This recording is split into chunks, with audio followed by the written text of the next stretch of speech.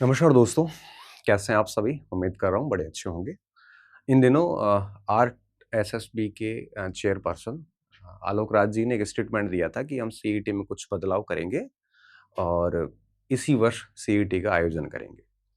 तब से लेकर बहुत सारे नए विद्यार्थी जो सीईटी के बारे में बहुत अधिक जानते नहीं, उनके बहुत सारे मैसेजेस, संदेश विभिन्न माध्यमों से पहुँच रहे थे कि सर क्या-क्या कुछ चीज़ें हैं। तो मेरे लिए भी थोड़ा प्रॉब्लम वाली बात थी क्योंकि अभी तक कोई विज्ञापन है नहीं, तो फिर जब विज्ञापन नहीं है तो हम कैसे जानकारी दें?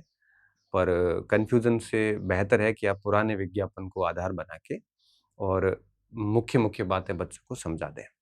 तो इसी पर्पज़ से हम यह सेशन ले रहे हैं, सत्र आयोजित कर रहे हैं जिसमें मैं आपको बताऊँगा सीईटी क्या है, इसकी पात्रता क्या रहेगी, कौन-कौन इसकी परीक्षा दे सकता है और इसका सिलेबस क्या रहेगा, कब परीक्षाएँ हो सकती हैं और इसकी वैधता कितनी है, इसकी नेगेटिव मार्किंग वगैरह रहेगी कि नहीं रहेगी और किस तरह से तैयारी करें, कोचिंग वगैरह करें कि नहीं करें, किताबों से पढ़ा तो कौन-सी किताबों को पढ़ें।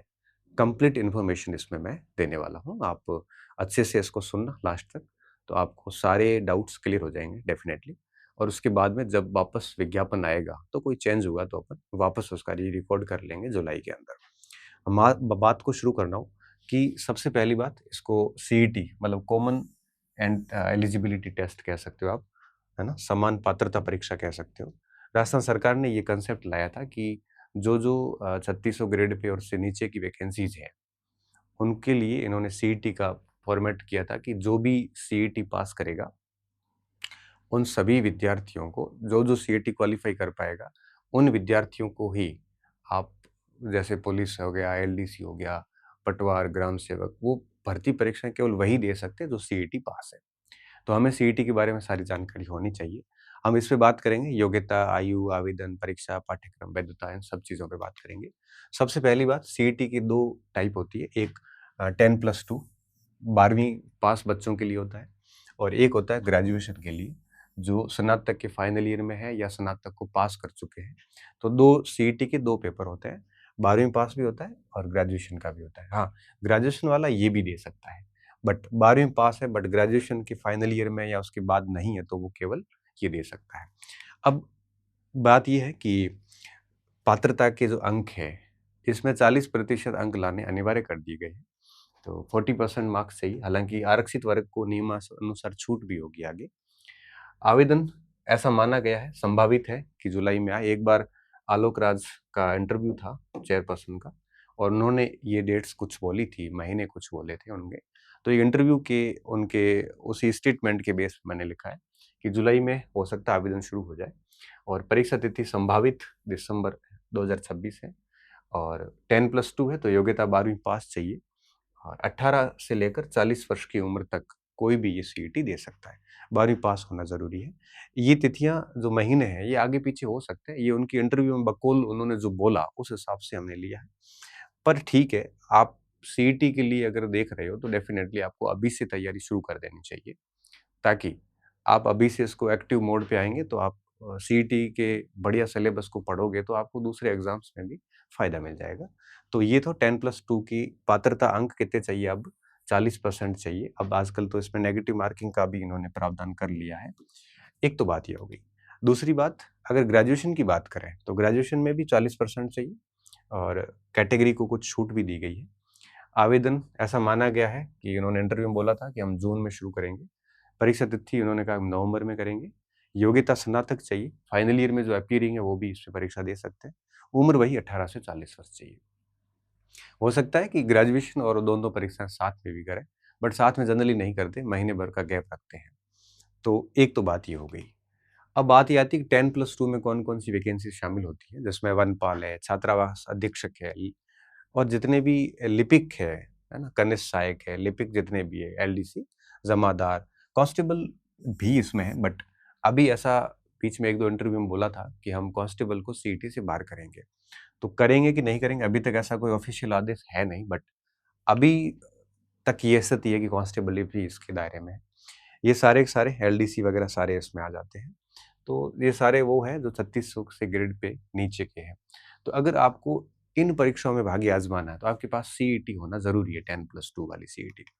अगर अपन कॉलेज वाली सीईटी की बात करें स्नातक के लिए, तो प्लाटून कमांडर, जिलेदार, पटवारी, जूनियर अकाउंटेंट, राजस्व लेखाकार, पर्यवेक्षक, महिला पर्यवेक्षक है, उप जेलर है, पटवारी है, वीडियो है, ये जो वैकेंसी सारी आने वाली है, इन सारी वैकेंसीज के लिए ग्रेजुएशन वाली सीईटी पास होना जरूरी है। और मैं आपको यह सब सलाह दूंगा कि जितने भी बच्चे अध्यापक की तैयारी कर रहे हैं या आरएएस की तैयारी कर रहे हैं, मुझे लगता है सबको सीईटी देना चाहिए, एक ऑप्शन जिंदा हो जाता है। अभी जैसे कई बार मेरे पास स्टूडेंट आते हैं जिनका अध्यापक का पेपर जनवरी वाला ठीक नहीं हुआ, तो मैं पूछता हूँ कि बेटा ग्राम सेवक दे दो, पटवार दे दो, तो सर सीईटी पास नहीं है, मैंने फॉर्म नहीं भरा था। नहीं, फॉर्म भरना चाहिए। परीक्षा सीईटी पात्रता परीक्षा ही तो है, आपको 40% मार्क्स लाने, पात्र होना है, पात्र हो जाओगे तो बाद में क्या, मान लो आप जिसकी परीक्षा की तैयारी कर रहे हो उसमें पास नहीं होते हो, तो उसके सिमिलर सिलेबस की जो परीक्षाएं हैं वो आप एज ए ऑप्शन रख सकते हो, बट वो एज ए ऑप्शन तब रख पाओगे ना जब आपके पास में सीईटी पास है। तो आप सीईटी नहीं दे के गलती कर रहे हैं, आपको फॉर्म भरना चाहिए और उसको 10-15-20 दिन अच्छे से पढ़ के देना चाहिए ताकि आप पास भी हो जाओगे। तो ये सारी वैकेंसी सीईटी कवर करता है ग्रेजुएशन की, और ये सारी वैकेंसी सीईटी कवर करता है आपके 12वीं पास की। उसके बाद बात आती है सिलेबस की।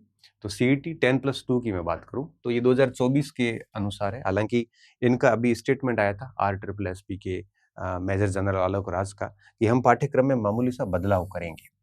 बट मुझे लगता है कि इन्होंने देखो राजस्थान का इतिहास पूरा दे दिया है, राजस्थान भारत का भूगोल पूरा दे दिया है, राजस्थान की अर्थव्यवस्था दे दी है, पॉलिटी भी लगभग सारी आ रखी है, भारत की पॉलिटी आ रखी है, साइंस आ रखा है, मैथ रीजनिंग आ रखा है, गणित, English, computer, current affairs mostly सारे आ रखे हैं।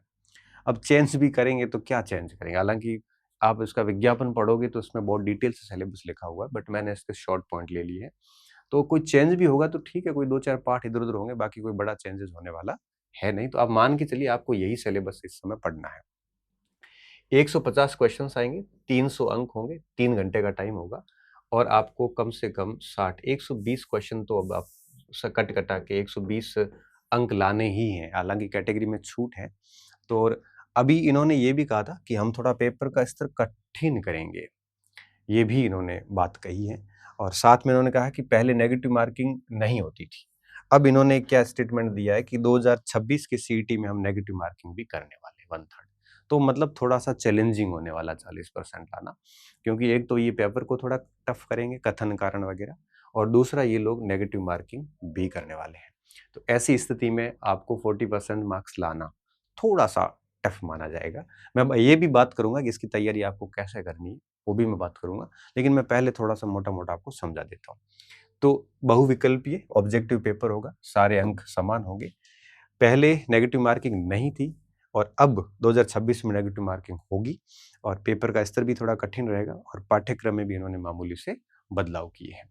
तो अगर आपने सीईटी 10+2 पास किया है तो ये सब पढ़ा है तो आप पास हो जाओगे, पास करोगे तब आप इन परीक्षाओं के लिए पात्र हो जाएंगे। अब मैं बात करता हूँ ग्रेजुएशन की। तो ग्रेजुएशन में भी वापस वही हिस्ट्री, पॉलिटी, इकोनॉमी, मतलब जितना कुछ था वो सारा इसमें शामिल कर लिया गया है। अब इतना बड़ा सिलेबस है कि अगर आप इसकी कोचिंग जाओगे ना तो आप कुछ भी हासिल नहीं होगा। इसलिए सीईटी के बारे में जब मुझे कई बार बच्चे कहते हैं सर कौन सी कोचिंग करें, या तो मैं एक ही बात कहता हूँ कि अगर 6 महीने आपके पास रहे हैं, क्योंकि अब मई तो चला गया, जून, जुलाई, अगस्त, सितंबर, अक्टूबर, नवंबर, दिसंबर, 6-7 महीने हैं आपके पास। 6-7 महीने में कोई भी कोचिंग संस्थान ये सिलेबस अच्छे से नहीं करवा सकती। इस सिलेबस को अच्छे से करने में 2 साल का टाइम चाहिए। जैसे आप देखो इंडियन हिस्ट्री, राजस्थान की हिस्ट्री पूरी, कला संस्कृति पूरी, ज्योग्राफी पूरी है, भारत की राजस्थान दोनों की, एक ज्योग्राफी 4 महीने ले लेता है। पॉलिटी पूरी है, राजनीतिक भारत और राजस्थान दोनों की है, इकोनॉमी पूरी है, राजस्थान की इकोनॉमी भी है, साइंस टेक पूरा है, लॉजिकल रीजनिंग है, मेंटल एबिलिटी है, हिंदी है, इंग्लिश है, कंप्यूटर है, करंट अफेयर्स है। अब आप थोड़ा सा न्यूट्रल होकर सोचिए कि एक विषय को तैयार करने में मान लेते हैं कि 1 महीना लगे, हालांकि नहीं होता है। एक विषय तैयार करने में टाइम लगता है कम से कम 3 से 4 महीने। ये विषय हैं टोटल, मुझे लगता है देखो, इतिहास, भूगोल, पॉलिटी, अर्थव्यवस्था, साइंस, भाषाएं, कंप्यूटर और मानसिक योग्यता और समसामयिक, ये 10 विषय हैं। मतलब अगर आप कोचिंग जाते हैं तो आपको चाहिए कम से कम 20 महीने, तब जाके वो अच्छे से पढ़ा पाएंगे। इसलिए मेरा पहला सुझाव ये है कि आप चाहे सीईटी ग्रेजुएशन की तैयारी कर रहे हो, चाहे सीईटी 10+2 की कर रहे हो, आप सेल्फ स्टडी करना। सेल्फ स्टडी से आप आराम से पास हो जाओगे। कोचिंग में आप धक्के खाते रहोगे, कोर्स पूरा होगा नहीं आपसे, और अगर कर भी लिया तो इतनी जल्दबाजी से किया जाएगा कि आपको लॉस होने वाला है। हाँ, ये है कि अगर आप कहोगे सर मुझे समझ में नहीं आता है, तो आप ऑनलाइन कोई जॉइन कर लो, और ऑनलाइन में जैसे आपको कुछ चीज़ें समझ में नहीं आएगी, जैसे आपको कंप्यूटर की टॉपिक समझ में नहीं आई, तो वो देख लो। हिस्ट्री आपके समझ में आ रखी है, तो वो मत देखो। जैसे आपको कोई इंग्लिश के टॉपिक समझने थे, वो देख लिए। हिंदी आपको समझ में आई हुई है, नहीं देखो। विज्ञान देखना था, वो देख लिए। बाकी वाला जैसे पॉलिटी समझ में आई हुई है, तो मत देखो। करंट अफेयर्स है, तो वो तो वैसे फ्री मिल जाता है आपको यूट्यूब वगैरह पे। तो मेरा ये मानना है कि आप थोड़ा-सा समझदार बनना। अगर आपको क्लासेस वगैरह करनी है, तो ऑनलाइन देख लो, और ऑनलाइन में भी सेलेक्टिव जो आपका पोर्शन कमज़ोर है, वो देख लो, सारा देखने की आवश्यकता नहीं है। और ऑफलाइन कोचिंग तो तब काम की है, जब परीक्षा 2 साल बाद हो, या फिर सिलेबस छोटा हो, परीक्षा में खूब टाइम हो, तब किया जा सकता है। बट अभी 6-7 महीने में कैसे कोई ये सिलेबस करवा सकता है, इसलिए थोड़ा बचना आप। इसमें भी 150 प्रश्न आएँगे, 300 अंकों का होगा, 3 घंटे का टाइमिंग रहेगा, और मामूली सा चेंजेज़ इसमें भी ये कहा कि इन्होंने करेंगे हम। पेपर का लेवल इन्होंने कहा हम टफ करेंगे थोड़ा-सा, और नेगेटिव मार्किंग इस बार करेंगे। तो अब देखो क्या चेंज आया है सीईटी में। पहला चेंज ये आया कि नेगेटिव मार्किंग होगी इस बार। दूसरा चेंज ये आया है कि इस बार पेपर का लेवल थोड़ा-सा कठिन करेंगे। तीसरा चेंज इन्होंने ये बताया कि हम थोड़ा-सा पाठ्यक्रम में बदलाव करेंगे। तो बदलाव करेंगे तो चीज़ें ऐड ही करेंगे, हटेगा कुछ नहीं। तो आप तो निश्चिंत होके इसको पढ़ना शुरू कर दीजिए। और चौथा जो इन्होंने एक और बदलाव दिया है, वो दिया है कि अब पात्रता की वैलिडिटी 3 वर्ष हो जाएगी। इससे पहले क्या था, 1 वर्ष का था। इससे पहले इसका स्कोर 1 वर्ष के लिए वैलिड होता था। अब आपने जैसे 26 में परीक्षा पास कर ली सीईटी, तो 27, 28, 29 तक इसकी वैलिडिटी रहेगी। 30 में वापस आप दूसरी परीक्षा दे सकते हो, वापस सीईटी देनी पड़ेगी। तो ये भी अच्छा डिसीजन है कि कम से कम 3 साल तक इसकी वैलिडिटी रहेगी। तो 3 साल की वैलिडिटी रहेगी, ये एक नया डिसीजन है। तो ये सीईटी में कुछ चेंजेस जो है एक्सपेक्टेड है। ये उत्तरदायी व्यक्तियों ने इंटरव्यू में अपने ट्वीट्स के माध्यम से आलोक सराज ने बोले हैं, मैंने उसी हिसाब से आपको बताया है। अब तो ये हो गई बात। अब मैंने सीईटी की सारी जानकारी दे दी आपको कि योग्यता वगैरह, पात्रता वगैरह। बाकी कुछ छोटी-मोटी चीज़ें हैं जो आपको भर्ती के साथ ही कवर हो जाएगी, जैसे विज्ञापन आएगा। अब मैं थोड़ा-सा पॉइंट आउट करना चाह रहा था कि कौन-सी बुक से आप इसकी तैयारी अच्छे से कर सकते हैं। देखिए, बोर्ड का जो आजकल का जो पेपर है, ये पाठ्य सामग्री के बारे में बात कर लेते हैं। पाठ्य सामग्री की मैं बात करूं तो आपको क्या करना है, जैसे इतिहास। अब इतिहास में इन्होंने 10+2 की मैं पहले बात करता हूँ। 10+2 में इन्होंने देखो राजस्थान का इतिहास, कला संस्कृति, ये कंप्लीट ले लिया है। भारत का इतिहास नहीं है। तो 10+2 में जो राजस्थान का इतिहास और कला संस्कृति है, इसको आपको क्या करना है, 6 to 10 जो आरबीएससी की पुस्तकें हैं, जो अभी वर्तमान में राजस्थान अध्ययन चल रहा है, इसको आप लाइन टू लाइन पढ़िए। क्योंकि पूरे पेपर पिछले ट्रेंड आप देखोगे, चाहे वो आप लैब असिस्टेंट का पेपर देखो, चाहे अध्यापक का देखो, पूरा पेपर हिस्ट्री कल्चर का आरबीएससी की 6 से 10वीं तक की जो किताब है, 6 से 10 क्यों लिख रहा हूँ, क्योंकि 6ठी, 7वीं, 8वीं में इस बार नई किताबें आई है, 9वीं 10वीं से पहले से चल रही है। इन क्लासेस में राजस्थान का भूगोल भी है, तो राजस्थान का इतिहास और राजस्थान का ज्योग्राफी आपको यहीं से मिल जाएगा। बहुत ज़्यादा माथाबोड़ी करने की आपको आवश्यकता नहीं है, क्योंकि इसके कारण आप अगर बड़ी किताबें ला के फंस गए ना, तो आप एक पार्ट भी नहीं पढ़ पाओगे। बोर्ड का पेपर है वो सीधा बोर्ड से आता है। तो एक तो ये हो गया। अब देखो, ये इतिहास कल्चर हो गया, भूगोल हो गया, राजस्थान वाला। अब भारत का भी भूगोल उन्होंने कोर्स में लिखा है, और भारत की राज व्यवस्था भी लिखी है। तो देखो, मैं बताऊं भारत का भूगोल कैसे पढ़ सकते हो। भारत के भूगोल के लिए आप कोई भी किताब पढ़ सकते हो। जैसे आप 11वीं क्लास के अंदर एक किताब आती है, भारत का भौतिक पर्यावरण, वो पढ़ सकते हो। और इसके अलावा अगर आपके पास में भारत की कोई भी गाइड है, तो वो आप अपने स्तर पे देख सकते हो। 11वीं में है या शायद 12वीं में है, आप देख लेना एक बार। भारत का भौतिक पर्यावरण एक एनसीईआरटी में किताब चलती है, शायद 11th में मेरे हिसाब से। अभी अगर 12th में कर दी है तो भी नहीं पता। तो भारत का भूगोल यहाँ से हो जाएगा। उसके बाद में है भारत की राज व्यवस्था। तो भारत की जो राज व्यवस्था है, इसको भी आप राजव्यवस्था। राजव्यवस्था के लिए आपने जो भी कोई किताब पढ़ी है, चाहे वो राहुल चौधरी की पढ़ी हो, चाहे वो आपने कोई नाथ वगैरह की, जिसकी भी पढ़ी हो, कोई भी किताब लेके आप इसको देख सकते हो। अब एवरीडे साइंस, दैनिक विज्ञान की किताब आती है, तो दैनिक विज्ञान के लिए एक आधी किताब देख लो, चाहे वो आप लूसेंट देख सकते हो, या फिर आप दैनिक विज्ञान के लिए 8वीं, 6ठी, 7वीं, 8वीं की किताब भी आप देख सकते हो। 6ठी, 7वीं, 8वीं में बहुत बेसिक साइंस है जो बोर्ड अक्सर पूछता आया है। और इसके अलावा करंट अफेयर्स की क्लासेस जो है वो अपने यूट्यूब चैनल पे मैं डाल रहा हूँ, तो आप वहाँ से आराम से देख सकते हो। और हिंदी इंग्लिश के लिए हिंदी, और इसकी हिंदी की तो आपको पता है कि 9वीं से 10वीं जो किताब आती है आपके व्याकरण भाष्य आती है, राजस्थान बोर्ड की किताब आती है, वो देख लो। और इंग्लिश के लिए आप लूसेंट वगैरह देख सकते हो। तो ऐसी 3-4 किताबें ले लो और बोर्ड के ऊपर विशेष ध्यान दो। जो जो सिलेबस का हिस्सा आरबीएससी से मिलता है वो तो वहीं से देख लो, और जो नहीं मिलता उसकी कोई एक आधी गाइड या किताब ले लो और सेल्फ पढ़िए उसको। और फिर कोई लास्ट में कोई टेस्ट सीरीज वगैरह मिलती है तो ज्वाइन कर लेना, ताकि थोड़ी प्रैक्टिस हो जाएगी। तो ये जितने भी 10+2 के स्टूडेंट हैं, और साथ में जैसे किसी ने बीएसटीसी कर ली है, अभी L1 की प्रिपरेशन कर रहे हैं, बीए नहीं है, तो उन बच्चों को भी ये देना चाहिए। उनके वैसे भी देखो हिस्ट्री, भूगोल, ये तो वो तैयारी कर ही रहे होते हैं, तो उनका ये ठीक होता है। वो लोग हिंदी इंग्लिश भी पढ़ रहे होते हैं, कंप्यूटर भी पढ़ रहे होते हैं, करंट भी पढ़ रहे होते हैं, रीजनिंग वगैरह भी पढ़ रहे होते हैं, तो ये मोटा मोटा विज्ञान भी पढ़ रहे होते हैं, सारा कुछ पढ़ रहे होते हैं। राजस्थान की जैसे अर्थव्यवस्था है, तो राजस्थान की अर्थव्यवस्था के लिए आप आर्थिक समीक्षा देख सकते हो, तो इसका ब्रीफ मार्केट में खूब सारे आते हैं। तो कुल मिला के 3-4 किताबों को अच्छे से अगर पढ़ते हो आप, तो आसानी से हो जाएगा। आप किसी भी परीक्षा की तैयारी कर रहे हो, अगर आप कॉलेज वगैरह में पढ़ रहे हो, तो आपको एग्ज़ाम देना चाहिए, क्योंकि इस एग्ज़ाम को, इस सिलेबस को तैयार कर लोगे, तो क्या होगा, ये तो पास होगा ही होगा, साथ में आप आगे ये परीक्षाएँ भी जैसे आने वाली है, पटवारी, ग्राम सेवक वगैरह, तो इन परीक्षाओं को जब आप दोगे, तो ये परीक्षाएँ भी आपको ये सिलेबस उन परीक्षाओं में भी आपको मदद करेगा। तो कोशिश करना सेल्फ स्टडी से करो।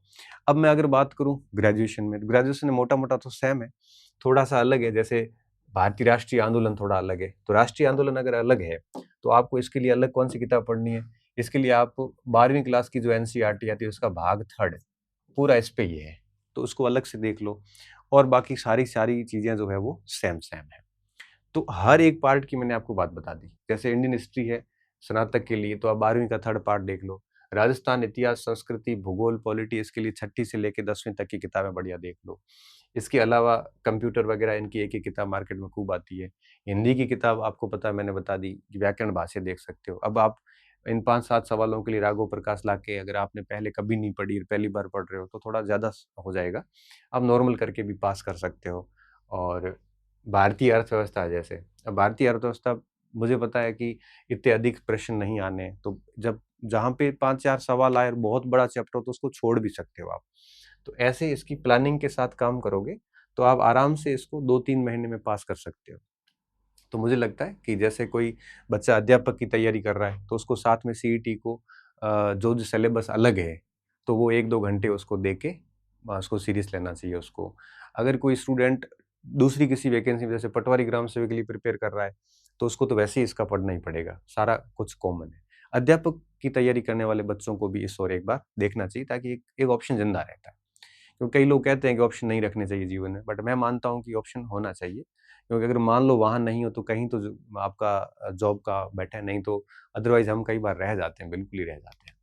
तो ये इसकी परीक्षा थी, कैसे पास करनी है वो भी मैंने बता दिया आपको, क्या क्या चेंजेस होने हैं ये भी बता दी, और कौन सी वैकेंसीज इसके अंडर में आती है, क्या कुछ आता है। कोई छोटा मोटा अगर और बिंदु होंगे, तो जैसे ही इसका फ्रेश विज्ञापन आएगा 26 का, तो हम देख लेंगे और उस पर आगे और चर्चा कर लेंगे। ठीक है, खूब सारा पढ़िए, खूब मेहनत करिए। बहुत बहुत धन्यवाद विद्यार्थियों, अच्छे रहिए, मस्त रहिए।